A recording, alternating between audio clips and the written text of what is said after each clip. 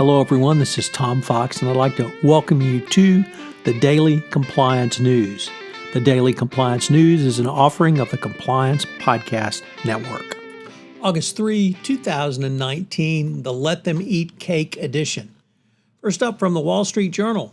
The UK's Financial Reporting Council levied a $6.1 million fine on KPMG and one of its partners for failings related to its regulatory reports the firm created for and behalf of Bank of New York Mellon. It's yet the latest action by the regulator against one of the big four firms, and certainly yet another black eye from our for KPMG, which can't seem to do a whole lot right, at least in 2019. Continuing our series of stories with accounting firms behaving badly and being fined, Francine McKenna over at MarketWatch reports that the U.S. audit industry regulator fined PwC, the global auditor Mexican firm, for violating auditor independence rules in its relationship with Banco Santander Mexico, one of the largest financial services holding companies in Mexico. Auditor independence requires a registered public accounting firm to be independent of its listed auditors throughout the audit and professional engagement.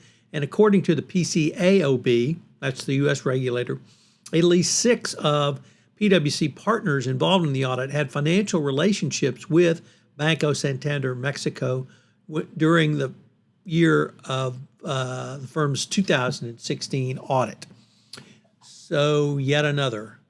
In an interesting filing in bankruptcy court, a bevy of right-wing groups are asking the Trump administration not to intercede on behalf of the Venezuelan the Venezuelan opposition government around CITGO. As you may know, a Canadian company has a judgment against CITGO, and they're trying to execute on this judgment. It's a defunct Canadian mining company, was owed $1.4 billion by Venezuela, and they're trying to seize the shares of CITGO. This, if they are successful, it could trigger a chain of events that would auction CITGO off to the highest bidder. Of course, that could be a U.S. company, but it also could be a Russian company and one of the ones on the sanction list. So, but the right-wingers, no, they don't want the Trump administration to intervene. All you can say is this is one very big mess going forward. And then finally, today's lead article, Let Them Eat Cake. Well, Wells Fargo certainly is well known for their abuse of their customers, but now they are actually abusing their vendors. In a cost-cutting mode, they ask outside tech consultants to refund some of the money the bank has spent to them. So do work for Wells Fargo, get paid, but hey, send us a check back.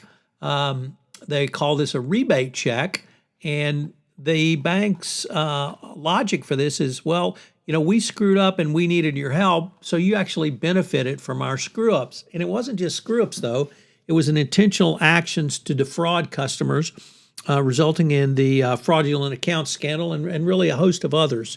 So if you're a vendor for Wells Fargo, you can kind of get it coming and going, because I'm sure they're shaking you down on your pricing anyway, and now they want part of it back.